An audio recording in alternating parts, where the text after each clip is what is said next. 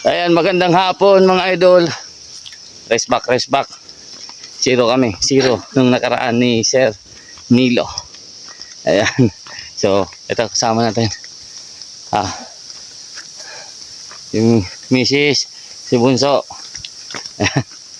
Subukan ulit natin. Rest back, nag-aya tayo ng kasama para may taga-bit-bit. Taga-dala ng gamit. Ayan, dito tayo sa kabila. So, nung nakaraan sa kubo kami.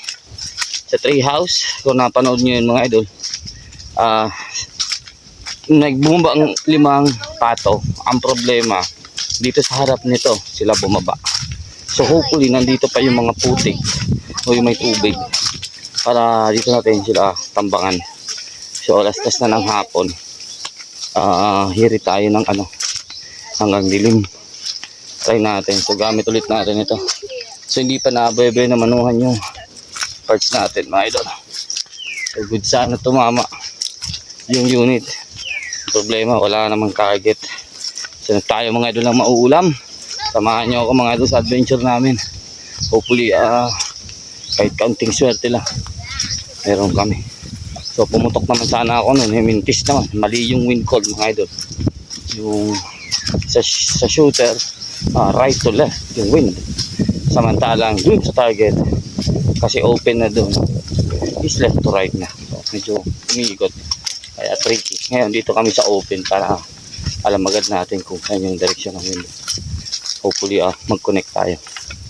135 yards yun miss, pero good sana yung elevation. Anyways, stay tuned lang. Ayan, may shoutout kayo mami. Ikaw Zayn. Hello. Hi kuya. Go come with us. It's very fun. Ganda dito. Mag-ano? Ganda dito. Maganda daw dito. Ayan, so panoorin nyo muna yung intro ko dun sa kabila. Mga idol, may putok naman yun. So, habang nagsiset up kami dito. Ayan, stay tuned lang. So, mga idol, magandang hapon. Ayan, kasama natin si Malinilo. Ayan. Si Malinilo, dito tayo sa kubo niya. Ito yung pinesto natin mga idol ng yung nagbila tayo ng mga ruwak. Kaya ang area natin. So, time check tayo mga idol, alas 4 na. Alas 4 na 3:54. So, padilim kami dito. Gamit natin ito, yung parts.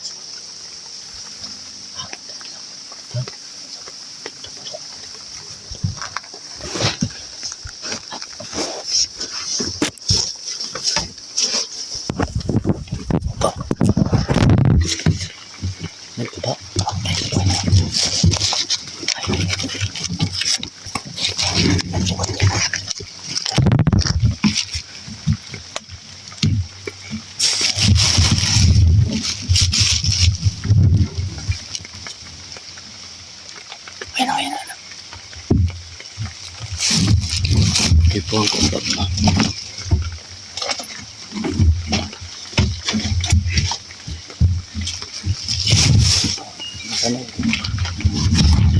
Apoy ka na, kulpo ka na. Anak, di ba nang wari na baba?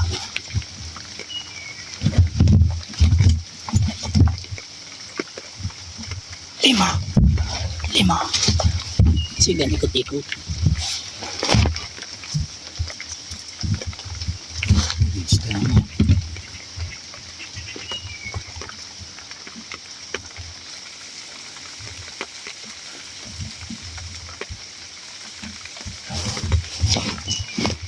Lima. Sigang libot-libot lang. Biglang may umikot mga idol yung mga pato. So, try natin. Tawagin kung kaya. Subukan natin kung mapapababa natin mga idol. Stay tuned lang. Dito tayo sa school.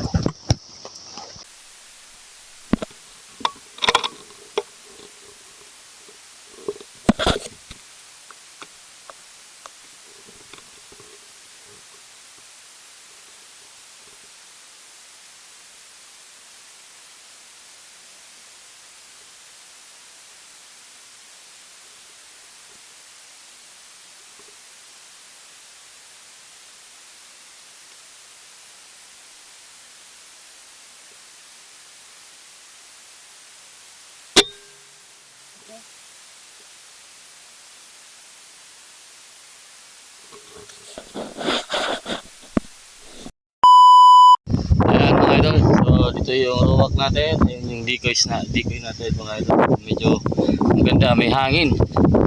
At gumagalaw siya, pero hindi ko tinali yun mga idol eh, maliit lang naman yung spot. So hindi ko alam kung anong distance natin, yun yung kura namin. So siguro goods naman na yan para sa hunting episode ngayon. So try natin mga idol. Nandito ba si Maninilo? Kaso dun siya pwesto. Doon meron din siyang decoy. So hopefully maganda yung pasok na yun mga idol mamayang hapon.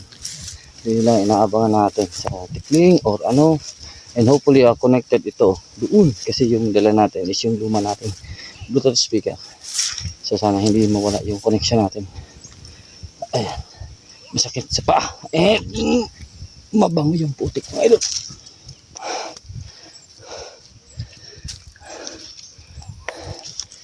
Yeah. Ayan. Ito yung kura natin. Ayan. So siguro estimate distance mga 50 to 60. Pero maganda yung decoys natin kasi pag umahangin, gumaganyan siya, gumagalaw. So yun ang gusto natin. Set up na ako. Pasok ako dito mga idol at tingnan natin kung nakakatawag tayo. Bababaan tayo. Test ko muna yung speaker natin. Daming langgam. Ayan. See, stay tuned lang.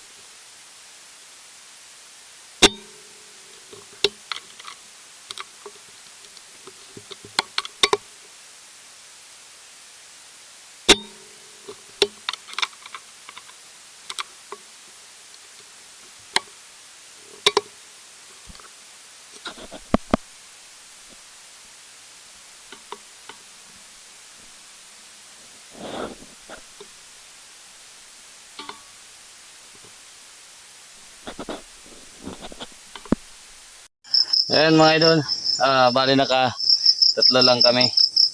Gabi na. Ginabi kami. So ngayon lang lumabas na ganito na, padilim na. So akala ko naka-apat. Yan, tatlo. Goods na yan. Walang bumabang pato, walang mata mga idol yung ating decoy. Naka-loss ng eye. Oo, hindi ko alam kung napaano. Ayun na, kompleto naman. So, ayan, sa may mga alam dyan kung anong ginagamit na mata, paki-comment naman sa baba mga idol at lagyan natin itong decoy natin. Kung anong mata yung gamit. So, ayan. Thank you, idol. Hanggang dito lang. Take care. God bless. Peace out, idol. Yeah. Bye.